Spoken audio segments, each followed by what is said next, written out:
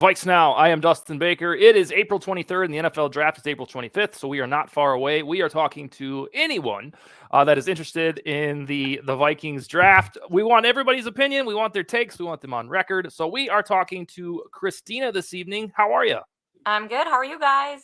Fantastic. I want to start. We're going to ask you about 4 or 5 questions, and the first one is to sort of set the table. I want to know, after a 7-10 season that was ravaged by a Kirk Cousins injury, third year on the job for a new head coach and general manager, Kirk Cousins leaves. The Vikings have 2 draft picks. Tell me about your excitement level going into this draft and then the season on the whole in terms of a future outlook. How you feeling?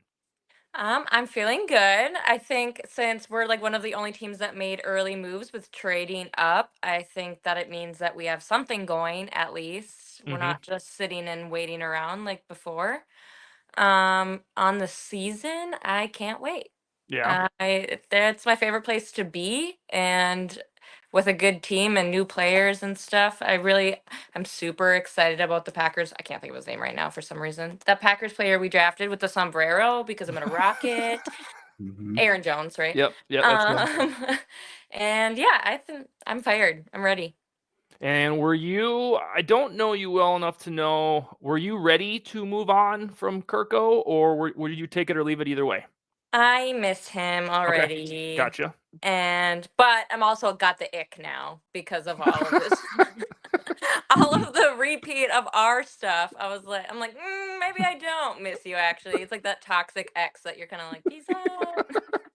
Yeah, he's fired up the same bag of tricks that Yes. it took him quite a long time to fire all those up here, and now they've just evenly translated over to Atlanta. Isn't All it right. kind of interesting? Like with you have the purple Kool-Aid or shades on, you're like, oh, this is funny. Kirk's doing the nerdy stuff, and now he's in Atlanta. I'm like, this guy's a complete cornball. How did we ever like this? Yeah, it's literally just gross. I'm just like, Yep. "Ugh." Yep. Yeah, I think we feel scorned a little bit. All right, Brevin, why don't you? Let's see. What do you got for Christina tonight? Yeah, I guess kind of tying into the excitement, your faith in our general manager kind of goes hand in hand with that. So, with how Kwesi is kind of molding everything, where's your faith at with him? Do you trust what he's doing, or do you not trust him so much? Um, I think I've been weary until he Mhm. did make that jump up. Then I was like, okay, he's smart, and I have to remind myself that. Like, I think there's reasons why he didn't do things previously, and then he's doing them now. I am talking with my hands. Good, So good. I do that. Yeah. I'm just hoping. I have faith. I do. I don't want to give up yet. He's just starting. The previous ones were trash, so at least he's Mhm. doing something. Yeah, and as much as he's getting started, like this draft too, like this draft is kind of for his job because they signed 4-year deals, and I guess as much as it is to unfair to say like he has to nail this draft, like he has to nail this draft. He Yeah. has to come out of this draft with Drake May or JJ McCarthy or somebody. I don't think Bo Nix or Michael Penix is going to move the needle for the Wilfs to be like, yeah, here's an extension.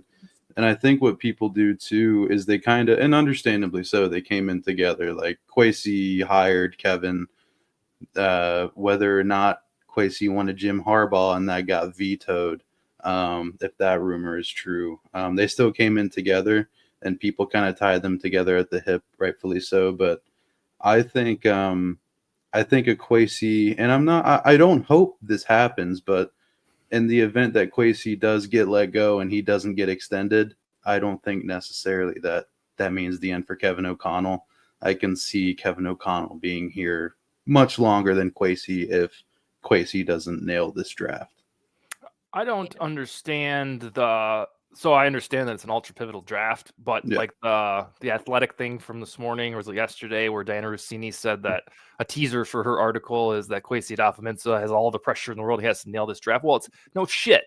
Yeah, Anytime yeah. you draft a quarterback in first round, you have to not draft some asshole. If you get it wrong, your job security. Hmm. Like every team that's drafting quarterback in round 1, that is applicable. Like if they draft the wrong guy and he's just garbage, of course that GM's going to be on the hot seat. So I know that it's probably easy at a service level to point at the Vikings and say, hey, that guy's on the hot seat. But I'm pretty sure that he was given this mantra, and perhaps he shares it in his own beliefs of a competitive rebuild. So he's been threading the needle every step of the way. And now they finally are at life without Kirk Cousins, and they're going to draft a quarterback. This is how it goes. So I guess I don't quite understand. Not that you guys have advanced it, but the general world that has said, oh, Kwesi's got to nail this pick, and he's going to be on the hot seat. Well, duh. Of course he's got to draft the right guy. If the guy is some imbecile, everybody's going to be gone, and we're going to have doldrums for 3 years. Yeah. So, and I think that applies to any team that takes a swing on Caleb Williams if they screw him up, or if the Commanders just do Commanders things. That's why I'm a little. I scratch my head when I see the hot seat stuff, like because it's like, well, they got to get the right guy. I'm pretty sure I know that. I guess it's just kind of emphasized because of his first 2 drafts, really. Like the 2022 draft was a disaster beyond repair, but not beyond repair. That was a little dramatic, but we've talked enough about that. And then 2023, like the Addison pick was like, that was the obvious thing. You can only give so much credit. But the 23 draft was much better than 22, and Kwesi needs something, I guess, at least on par. But no, you're exactly right with like, you better nail the draft. Like, that's literally your job almost. Yeah. What about Kevin O'Connell? Do you have like for your, I guess, fandom or your enthusiasm, Christina? Are those 2 attached at the hip, or are you like more of an O'Connell gal, or what do we got? I really like KOC a ton. Mm-hmm. Yeah. I used to think that they were a combo, like best friends, like, oh, they're going to carry us through. But then I started watching those press conferences where like Kevin's like rolling his eyes and like trying to hide his face. And I'm like, I think he's not really on board for some of these decisions that are like being forced to happen. I think Kevin would probably have kept Kirk if he could have. But so I'm all for him. Okay. What about, so like 48 hours from right now, we will know, we think we'll know who the quarterback is or what they have drafted in round 1. We'll know that for sure. I'm going to do this one twofold, Christina. Tell me what you want to happen in terms of the guy or the trade, if at all. And then after that, tell me what you think will happen in terms of a prediction.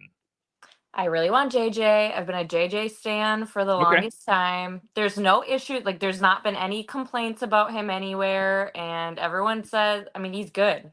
I mean, they won a championship. I don't know how much that was like just Michigan, but still, I think that he's the one. He's not too high up there where we're thinking he's the number 1 quarterback and then we get screwed like Lawrence. Like, so it's like, let's just take the mid guy and kind of like how Kirk was. Like, yeah, he did it for us, but it wasn't horrible. But I think take it to the next step. And I think that's also what they're going to do. I don't see where we're going to move up and we're going to get Drake May, or I just don't think we're going to get up that far. What do you guys think we will? I don't think so. Yes, I do. That is my prediction. Mainly because, and I've said this 100 times on the show, I've been torn for over a month about a prediction. I want Drake May. That's been my guy since the moment Kirk got hurt, and I kind of knew like, all right, he's not going to be around next year.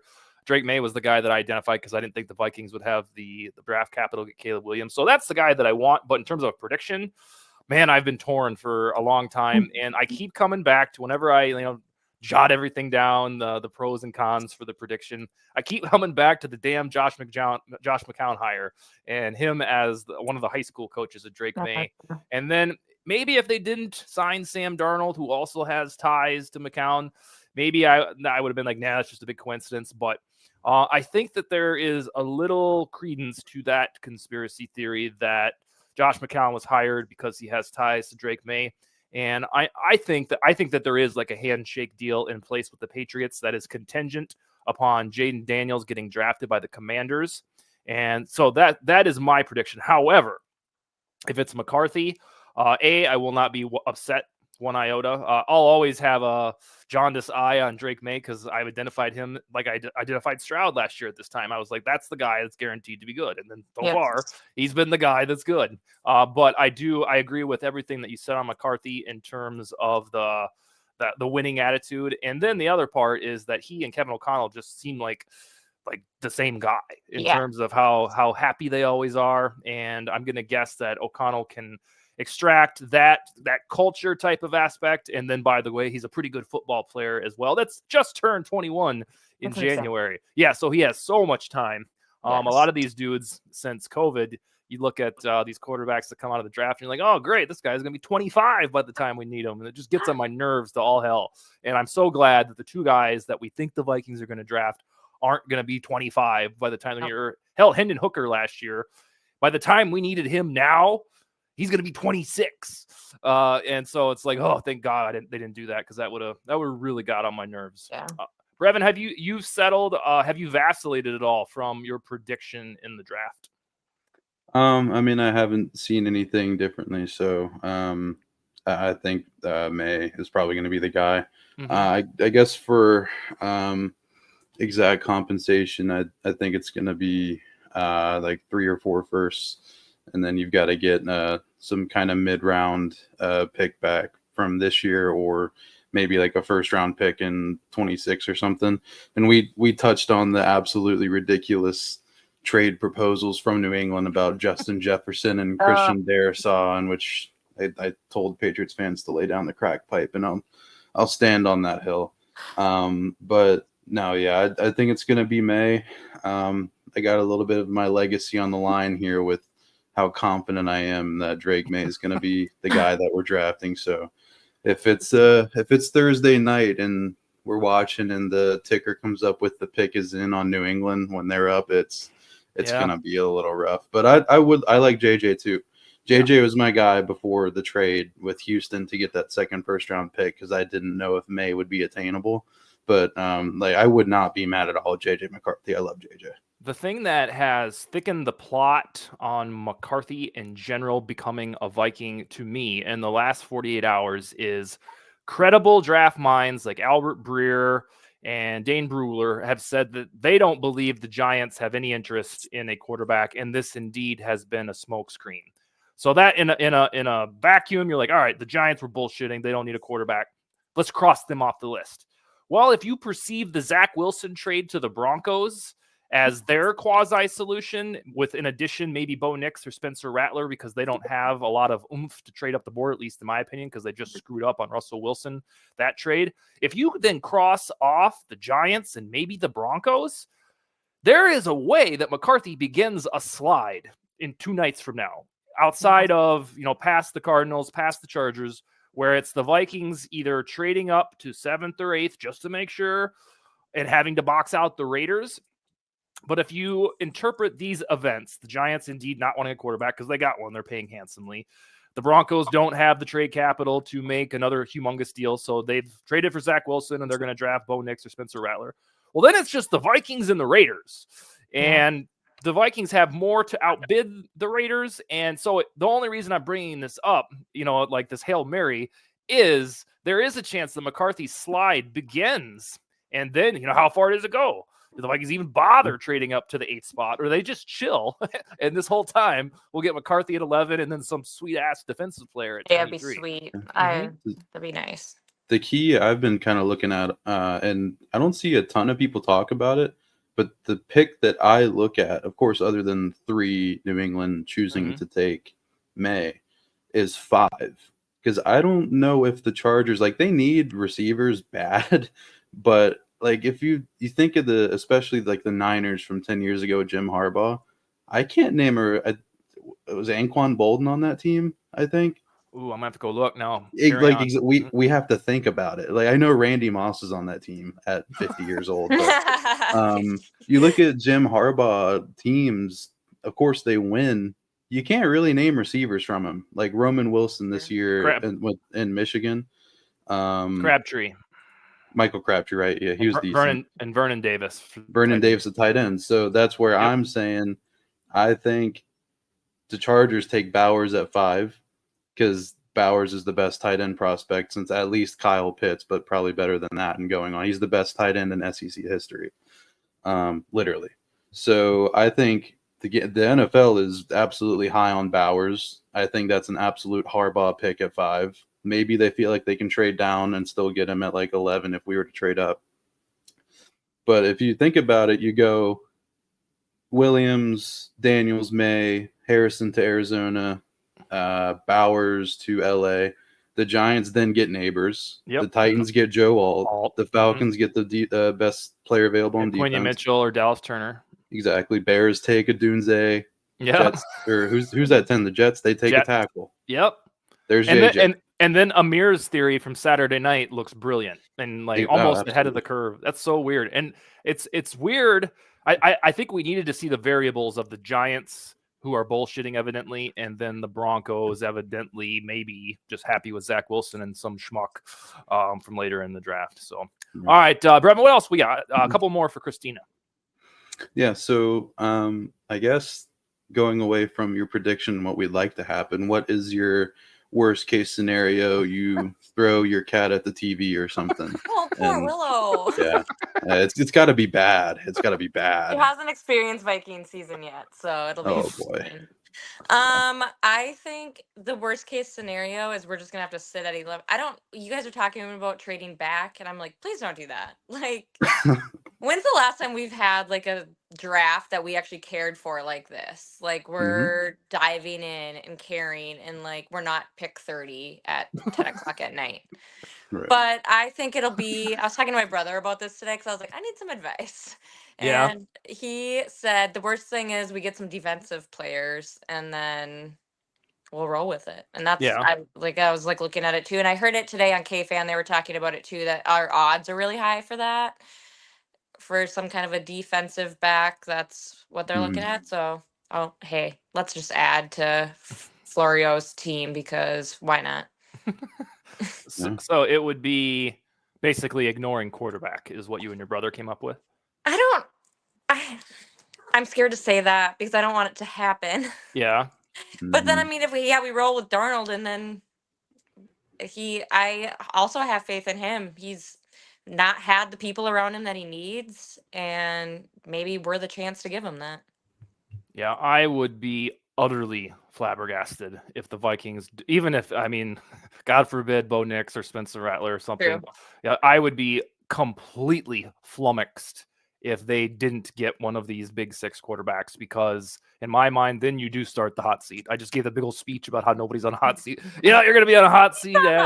Yeah, on Thursday night at midnight, your ass is on a hot seat if you haven't selected one of those dudes. So, yeah, I agree that the worst case scenario would be, I guess we all got it wrong, and the team really does have a love affair with Sam Darnold.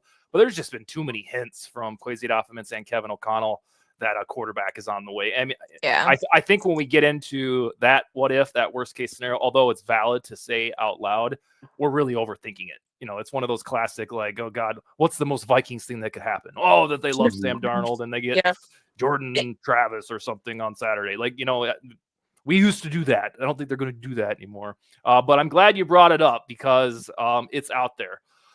All right. The last thing, I think you're a Timberwolves fan as well. I was watching the timing thing, but okay. All right. Well, tell us about it here in a second. I was watching this episode to make sure the timing aligned so you could see the Timberwolves dub. Tell me how new it is, and is your excitement gradually climbing that the same type that you have for the Vikings? Yeah. I've gone to 5 games this year, and before that I think 0. and we only lost one of them. And it's just so fun. And I mean, I started watching on TV last year, and I grew up I have 3 brothers. So sports were just my life. That's how I ended up here. And so I've always watched them. I've always also known them as a letdown. But last year and the couple years where we've had chances, and then it's insane. Mm-hmm. Like tonight, like we lost 3 games to the Suns this year, and they were bad. And so here we are. Yeah, it is. It's really, for your sake, it's really cool that if you started tuning in Timberwolves basketball, it's at this point in Timberwolves history. Yeah. Because it's not usually like this. No, and I knew that. I mean, I follow. It's just not to the point of where I was like like me and Charlie, my son, now have matching jerseys, and it's like Yeah. just another thing. Sorry, No, just there's another thing. whoa, you're not getting thrown at the TV. Yeah. No, oh my God, there he Not goes. this year, hopefully. No, we're gonna get Drake May, JJ McCarthy, and that cat's fine. Yes. Mhm.